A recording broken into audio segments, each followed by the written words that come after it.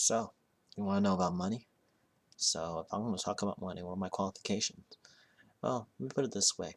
I'm solvent.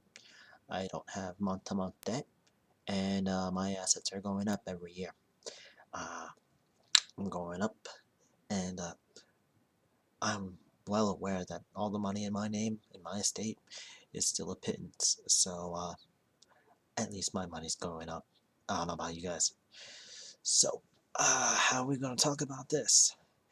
We got you got your stocks, your bonds, and your certificates of deposits.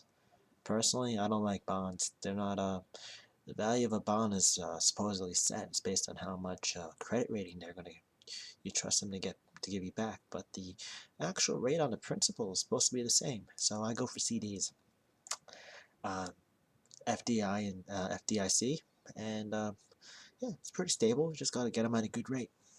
Now, when it comes to stocks, I like the stocks that have dividends because it means it'll actually make me some money. I don't have to worry about the actual stock price because I'm investing for long term. How long term? 30 plus years is my plan. I don't plan on selling for a long, long time. So I'm going to get whatever stocks I can for any company I think that's actually going to last another 30, 40 years when I actually feel like it.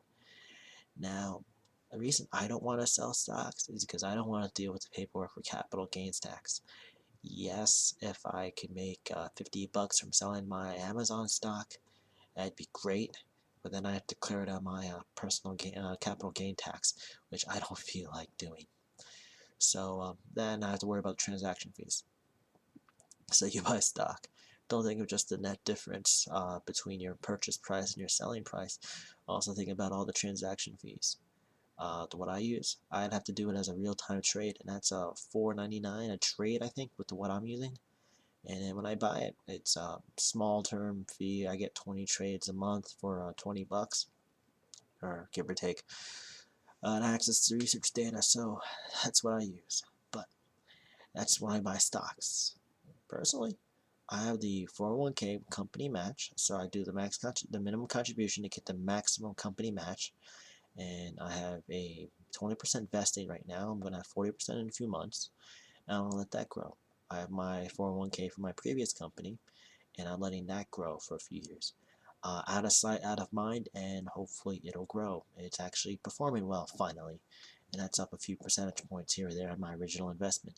Unfortunately, for the paperwork involved, they all do year to date, so I can only take progress from there. So every year I have to keep track of how they're going and how much money that makes. But hey, overall it's up. And I have my IRAs. I'm going for Roth IRA because, again, I don't want to deal with the paperwork to actually go for traditional. And any gains in the Roth IRA are already taxed. So someone my age, I could probably get better gains through my Roth IRA in a few years than at the end, 40 years from now. And then if I put it into a traditional IRA and then I have to pay my taxes then, because I have no idea what the tax rate's going to be in 30, 40 years when I actually do plan on retiring. If nothing venture, nothing gain, keep on going. I'm also a Demand Studios writer, and I have some articles that have revenue share, so I get royalties each year. So as long as those royalties and those articles keep on coming in, it's a trickle, but I'm going to content mill as much as I can out of Demand Studios to get as much money. Now, I have a steady 8 to 5 job, it actually works a little bit longer, and I'm going to keep at it for a long time. The salary that I have already puts me over in the top 50% of the actual income people in the US. So you take a little graph and you look up on Yahoo on the tax by bracket or whatever you want to call it. I'm in the top 50% earners for some reason. Now I know a lot of the population is idle because of the Great Recession, school, old age, retirement, etc. So me being in the top 50% doesn't matter to me, and I want to keep on edging higher. But it's a steady job. I keep at it, and actually this year I got a raise, and I actually got bonus. So I do that, and I'm trying to do the best I can to invest the money and make sure I take enough break that I don't impact my health from all the stress that I get from work. So that's my investing advice. Is actually my if you're going to pick a stock, my advice here is buy stock in a company that you either believe in, you're a customer in, or you want to work for. Yeah, if you actually buy their products, might as well buy their stock so you can try and get some of your money back. Hey, you like pineapples? Buy Dole. You like bananas? Get some Chiquita. You like coffee? Maxwell House. I really do like the idea of Kraft Foods. Kraft Food has billion-dollar brands that are worth $1 billion. So go for that. They're in expanding markets. Go for McDonald's. They're years and years they're gonna be around. So go for that. I really do own stock in some of them. I'm gonna try and get some Yum Yum brand because, hey, guess what? I really like Kentucky Fried Chicken, and I think the Colonel's recipe is gonna be secret for a long time coming. So, yeah. Now, the thing is like if you're gonna have liquidity, you might also put your money in a savings account and get some interest back instead of just having it sitting around your checking account.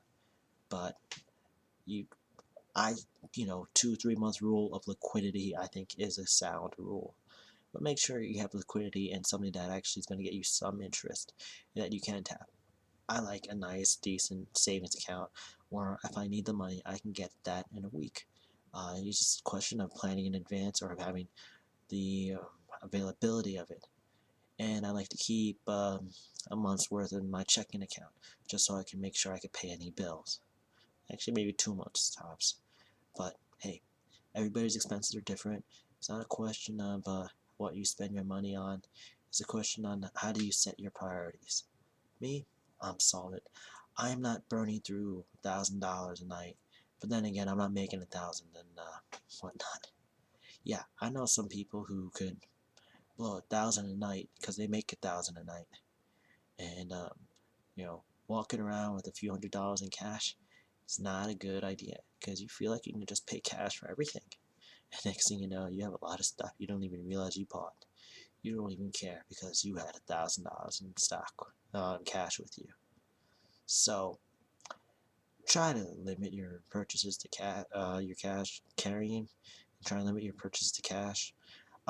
Personally, I do not believe in getting an account on Mint because I personally do not believe I should be letting someone else view all my freaking expenses and judge my expenses.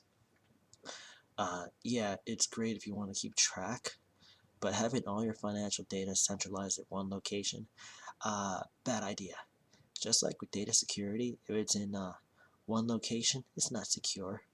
I don't care, like have a backup bank account here or there, or a backup credit card. That's all right, but yeah, don't link all your finances to one account, because yeah, if that gets hacked, I mean, you need a accounting number, you can use a brute force program to get your passwords, and then they can loot your accounts. Yeah, and any information on your checking account, yeah, just be careful with your checks because you have the checking account number, the routing number, your name, and your address. So if I was an identity theft person, getting a personal check from somebody who's a bit old school, yeah, I could milk that for a lot. And if I tell people this, they realize that, it's better just to pay somebody back in cash than to give them a check.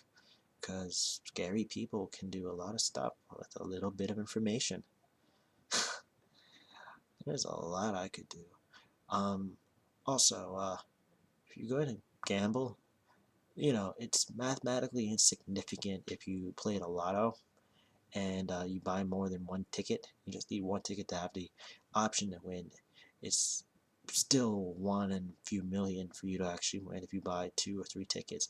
But I guess it's good for your peace of mind. It doesn't multiply, it's just small percentage increase chance that you'll actually win. So just trust in fate, and then hopefully you'll get your winnings. Personally, if I won the lotto, my plans are set a good chunk in CDs for fixed income, an equal set in stocks of my choosing, good performance stocks with dividends, etc.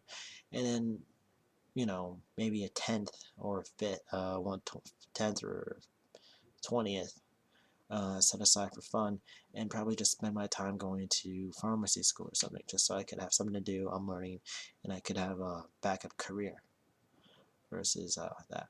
But hey, that's my plan if I won big in the lotto, not if I won like a few $1,000s. That's just gonna go straight into CD stocks or whatnot. So that's my little bit of finances, and hopefully you find that insightful. Um, but yeah, I am solvent. So if you're not, then hopefully you can be like me soon. And instead of paying your debts and your interest charges, you can actually pay back you can actually earn some money. And after you're done paying what you owe. The thing I hate the most is people who don't pay what they owe. If you owe somebody money, it's not a question of how much you owe, it's all the missed opportunities that they feel you screwed over. If I loan you $70, right? That $70 will be one video game I want to play right away. That $70 will be a small bottle of wine at the nightclub or dinner for a show I want to see, and I'll just keep on compounding all the resentment I have to you for not having my $70 for. Granted, at this time I spent it 4 or 5 times on different things in my head, and I'm just resenting you each more because I feel like that really hampered my night out. That's why don't loan money to friends. Don't ask for money from friends unless you're willing to have them resent you for actually having the money. And it's not just about paying it back. It's the fact that I have to go out of my way to hand you the money, and I have to go out of my way to get paid back. And I have to wait until it's a good time for you to pay me back. Yeah, don't do that. Don't ask your friends for money. And if somebody's asking you for money as a friend, unless they seriously need it, like they have a medical condition or whatnot, don't.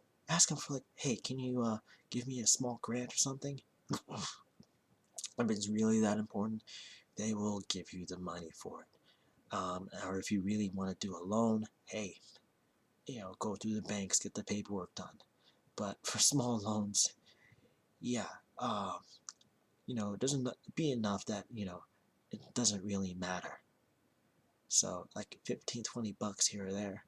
So I guess that's fine as a micro loan. Like, hey, you owe me a meal, you owe me to spot me for this or that.